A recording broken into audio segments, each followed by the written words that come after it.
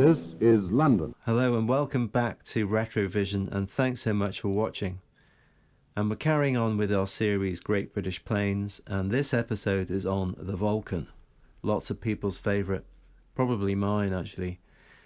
And that's a lot to do with the fact that I've made 4 films on this aircraft over the years. So a lot of my filming experience has been filming this thing. And you can film it from any angle and it just looks fantastic.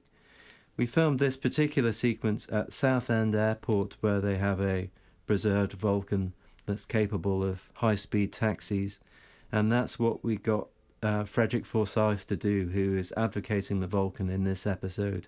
And he had a thoroughly fantastic time, I think, that day. He was actually in the RAF in the 50s, as you'll see from the film, and talks very passionately about the aircraft. So see what you think. I think he's pretty convincing, but leave your comments below and please subscribe.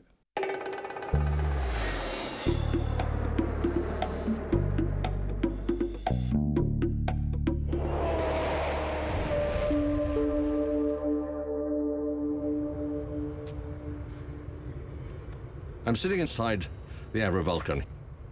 Named after the Roman god of fire and destruction, the Vulcan was amazingly advanced, the world's first ever delta-wing bomber. And in the back, there is a large bomb bay, and in that bomb bay once, many, many years ago, was Britain's hydrogen bomb, the nuclear deterrent. These were the most hideously dangerous years of the Cold War. 1961, the building of the Berlin Wall. 1962, the Cuban Missile Crisis. 1963, the assassination of Kennedy.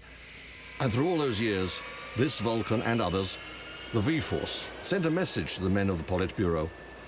Don't even try it. Because if you destroy the country I come from, then I will assuredly destroy yours. I remember once in 1958, when I was a young officer in the Air Force, I was in a Vampire at my limit of 40,000 feet. One of them went past me, still climbing to her full operational 60,000 feet towards the Soviet border. Supremely dangerous, supremely impressive. Her very shape reminded you of a sort of manta ray, an arrowhead perhaps, very menacing. She was an awe-inspiring airplane. She handled like a fighter. She climbed like a fighter. She could drop 20,000 feet in 90 seconds, very useful if you want to avoid getting shot down. She could even do aerobatics. Imagine a bomber that can do aerobatics.